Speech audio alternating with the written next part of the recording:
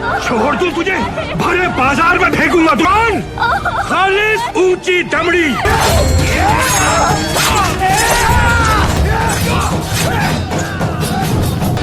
पाँच लाख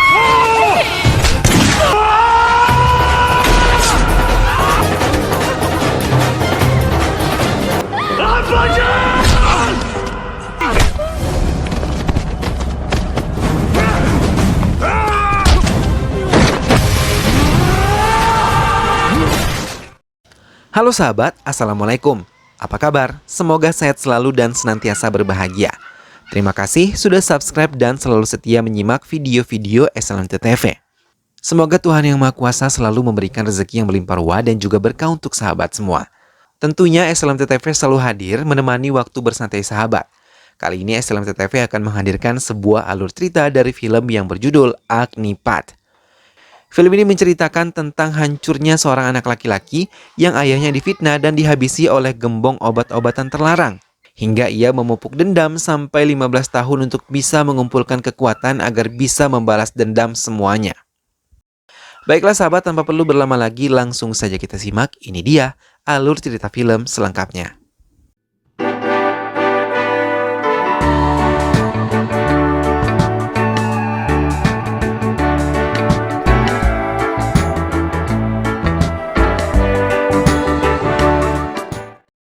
Tahun 1977 di Manwa Village, Maharashtra. Semua warga berkumpul bersama untuk merayakan festival Dewa Ganesha. Bersama dengan itu, Dinanath mendapatkan kabar kalau pembangunan pabrik garam pada desanya sudah mendapatkan izin dari pihak pemerintah kota hingga menambah kegembiraan warga. Namun, berbeda dengan Vijay, putra dari Dinanath yang merasa kesal pada Surya karena berbuat curang kepadanya. Dan teman-temannya mereka hanya mendapatkan bagian lebih sedikit dibandingkan dengan Surya. Padahal mereka melakukan lombanya bersama-sama hingga membuat Vijay melempar batu dan melukai hidungnya. Tapi Dinanath datang untuk melerainya dan membiarkan putranya sendiri untuk menenangkan diri. Setelah dilihat Vijay sudah bisa menenangkan dirinya, Dinanath mendekatinya dan mencoba memberikan pengertian padanya, hingga lama-kelamaan Vijay mengerti dan menuruti ayahnya. Kanca yang dinantikan oleh ayahnya, seorang tuan tanah di Manwa, akhirnya tiba dari Mumbai. Ia disambut bahagia oleh ayahnya dan langsung memiliki ambisi untuk menguasai Manwa. Kanca mulai menunjukkan kekuasaannya dan merayu warga untuk bisa ikut bekerja sama dengannya dengan menyewakan tanah-tanahnya untuk pendirian pembangunan pabrik garam.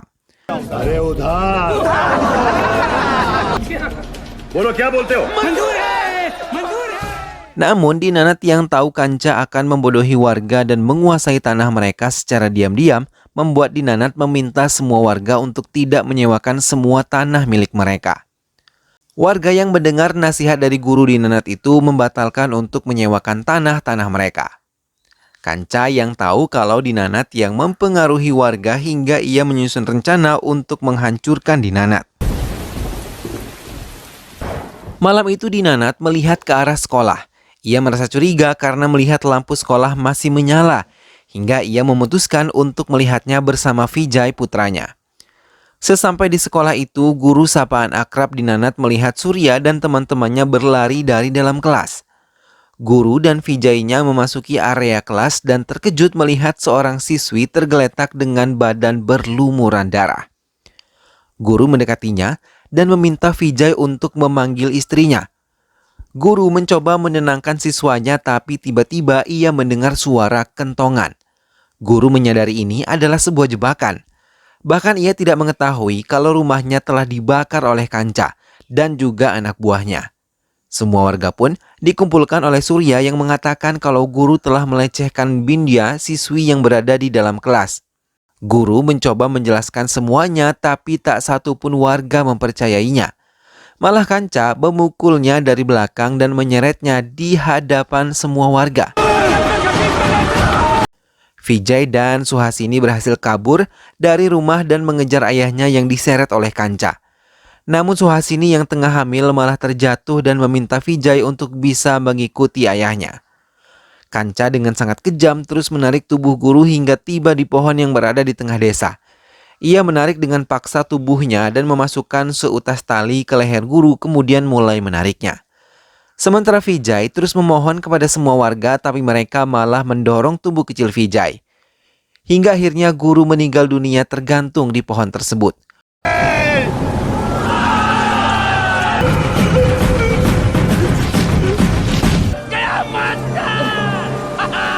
Warga bahkan tidak ingin menghadiri pemakaman guru, hingga Vijay bersama ibunya terpaksa mengubur jasad guru seorang diri. Suhasini memutuskan untuk pergi dari Manua, membawa putranya dan calon anak yang ada di dalam kandungannya.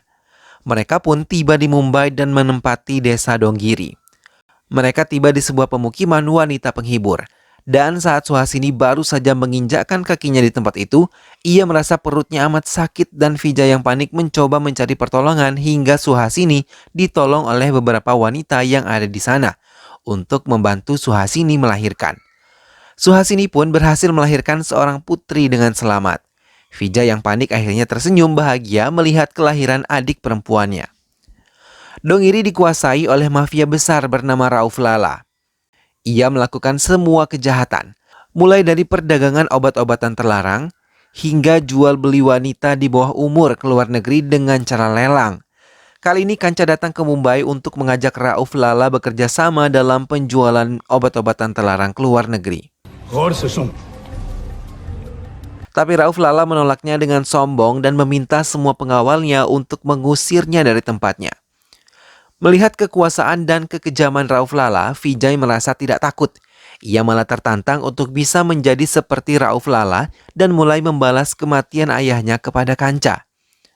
Hingga dialah yang menutupi kekejaman Rauf Lala saat menghabisi seorang warga di hadapan polisi.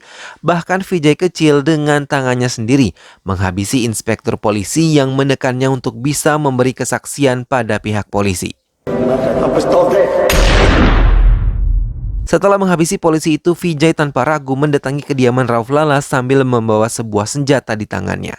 15 tahun kemudian, kejahatan Rauf Lala yang semakin merajalela dan menjadi sorotan dari pihak kepolisian untuk bisa menangkap dan memberikan hukuman yang setimpal pada kelompok Rauf Lala.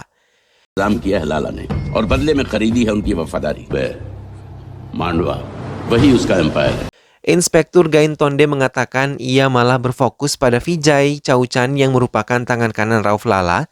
Bahkan dengan kepintarannya ia mampu dengan mudah menjalankan semua perintah Rauf Lala tanpa terendus oleh pihak kepolisian. Sasarannya kini hanya Vijay untuk bisa membuka kerajaan kejahatan Rauf Lala. Karena walaupun ia merupakan tangan kanan Rauf Lala, ia menjadi pahlawan bagi masyarakat Donggiri karena ia selalu memberikan semua uangnya bagi warga miskin.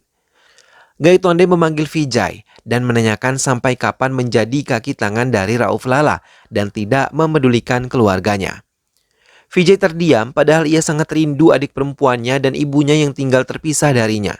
Ia ingat benar hari ini 15 tahun usia Skisha dan Vijay hanya bisa memberikan sebuah kue ulang tahun serta sikat bunga setiap ulang tahun adik perempuannya tanpa memberitahu tentang jati dirinya. Suhasini yang melihat Vijay datang menemui adik perempuannya. Ia teringat saat mengusir Vijay yang memilih menjadi anak buah Rauf Lala untuk memiliki kekuasaan agar bisa membalaskan dendamnya. Rauf Lala murka kepada Mazar, putranya yang menggunakan obat-obatan terlarang pada saat bertransaksi dengan pelanggan mereka. Hingga pelanggan-pelanggan itu memilih pergi meninggalkan tempat mereka tanpa membelinya. Vijay merasa curiga dan yakin kalau ada pihak yang ingin menyabotase perdagangan mereka. Hingga ia pun diminta untuk menyelidikinya. Vijay berhasil menekan inspektur yang memihak pada Kanca untuk mengatakan hal yang sebenarnya.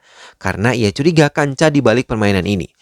Inspektur yang ketakutan itu pun mengakuinya kalau obat-obatan terlarang tersebut dikirim oleh Kanca untuk menyaingi Rauf Lala dan mereka menyembunyikannya di gudang Borkar yang merupakan menteri dalam negeri. Malam ini Kanca yang mengirimkan barang-barangnya pada Borkar disambut baik dengan Borkar. Mereka menyembunyikan semuanya di gudang yang telah disiapkan.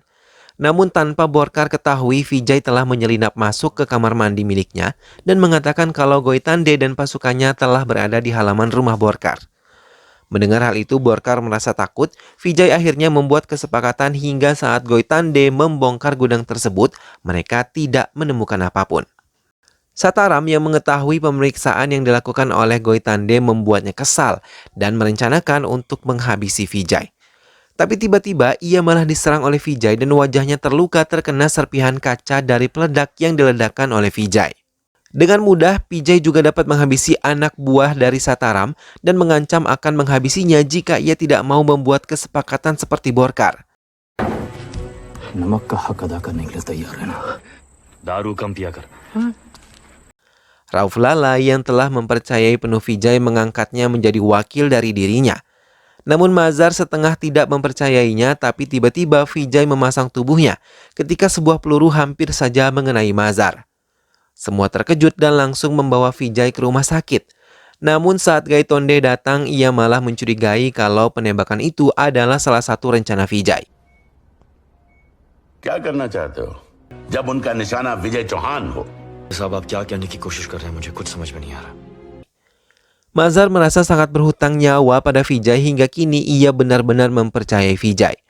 Begitupun dengan Rauf Lala yang tengah mempersiapkan pernikahan Mazhar, meminta Vijay untuk membawa Mazhar ke rumah calon pengantinnya. Sementara ia sendiri bersama Azhar anak keduanya. Saat Mazhar ingin pergi, ia mendapatkan telepon dari seseorang yang tidak ia kenal, mengatakan kalau penembakan itu dilakukan oleh Sataram. Mazhar sangat emosi dan memutuskan untuk menghabisi Sataram terlebih dulu baru ia akan menikah. Sementara Rauf Lala yang sudah sampai ke kediaman pengantin wanita disambut meriah oleh mereka hingga semua tertawa, menari dan bernyanyi bersama-sama. Vijay menemani Mazhar untuk mendatangi Sataram hingga saat mereka bertemu, Mazhar langsung menyerang Sataram. Mereka pun bersembunyi di sebuah gudang tua hingga Mazhar terus maju untuk menyerang. Vijay pun berpura-pura melindungi Mazhar hingga saat Mazhar tertembak oleh Sataram. Ia hanya terdiam tak menolong sedikit pun. Sejak itu Mazhar memahami kalau ia dikhianati oleh Vijay. Sataram dengan cepat menyerang Mazhar hingga ia meninggal dan tak lama kemudian Vijay juga menyerang Sataram sampai ia tewas bersama dengan anak buahnya juga. Di tengah-tengah Rauf Lala yang tengah menari dan menari, tiba-tiba mereka semua terdiam saat melihat Vijay melangkah menggendong tubuh Mazhar hingga Rauf Lala pun menjadi pingsan dan dilarikan ke rumah sakit. Rauf Lala pun mengalami koma hingga roda kekuasaannya dijalankan oleh Vijay untuk sementara. Vijay membebaskan semua anak perempuan yang ditahan oleh Rauf Lala hingga mereka merasa sangat bahagia tidak menemui pelanggan-pelanggan baru. Kanca membaca motif pengkhianatan Vijay di kubu Rauf Lala hingga ia mengundangnya datang ke Mandwa. Dengan senang hati, Vijay memenuhi undangan tersebut. Ia disambut oleh penjagaan ketat dari semua anak buah Kanca yang lengkap dengan senjata apinya.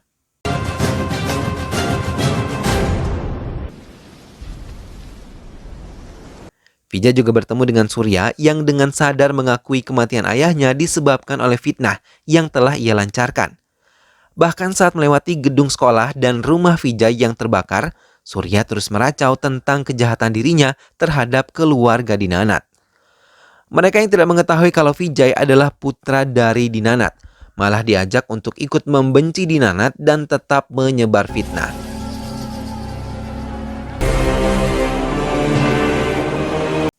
Sambutan tari dan nyanyian juga disuguhkan oleh Kanca untuk Vijay, hingga Kanca mengatakan keinginannya bekerja sama untuk menguasai Mumbai. Namun Vijay menolak hingga membuat Kanca marah dan menggantung Vijay di antara tebing gunung. Kanca juga menyiksanya hingga saat Kanca mengatakan akan menukar Manwan dengan Mumbai, Vijay pun menyetujuinya.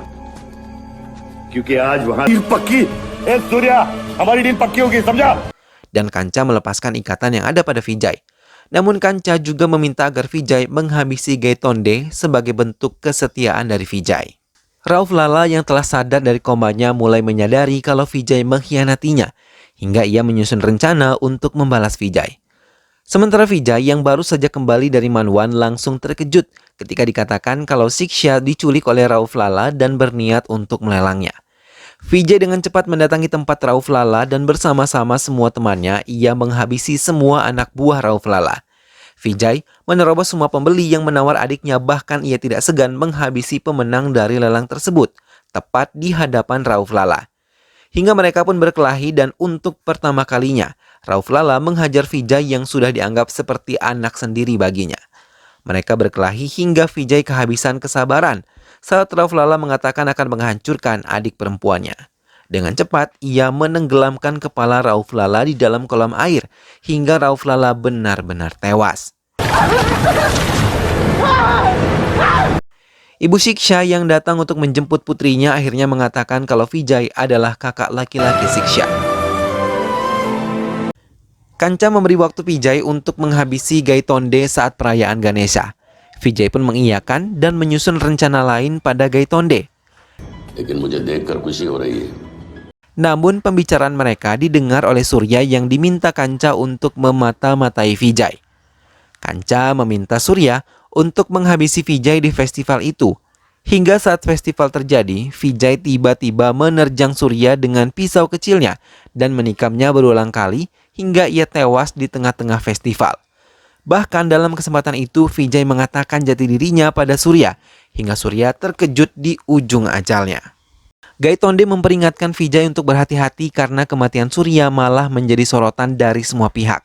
Karena perang antar dua geng yang selama ini terjadi tidak pernah lagi terjadi. Vijay mengatakan sebentar lagi ia akan mengakhiri semuanya. Gaitonde percaya dan meninggalkan Vijay sendiri. Kali yang mendengar itu semua merasa takut dan khawatir akan kehilangan Vijay yang sangat ia cintai. Tapi Vijay malah membuat kesepakatan dengan Kali. Ia mau menikahinya terlebih dahulu hingga Kali tidak merasa khawatir. Keinginan Vijay pun terpenuhi dan Kali menerima lamaran tersebut dan mereka segera melangsungkan pernikahan. Namun setelah resmi menikah, mereka diserang oleh pasukan bersenjata milik Kancha hingga semua teman-teman Vijay tertembak oleh pasukan tersebut. Kali dengan suara lemah memanggil Vijay. Dengan air mata berlinang, ia mendekati istrinya dan memintanya bertahan, namun Kali akhirnya mengembuskan napas terakhirnya. Vijay membumi hanguskan Manwa dengan tangannya sendiri dan menyerang semua anak buah Kancha hingga tewas. Melihat hal itu, Kancha sangat marah dan dengan cepat membalas semua yang dilakukan oleh Vijay. Ia merasa menyesal karena tidak menghabisi Vijay dan ibunya saat ia menghabisi guru. Vijay merasa kesulitan saat menghadapi Kancha yang begitu tangguh, hingga ia berulang kali tersungkur dan mengalami banyak luka tikaman di tubuhnya. Namun ia terus berusaha bangkit, terlebih saat tahu Kancha menahan adik dan juga ibunya.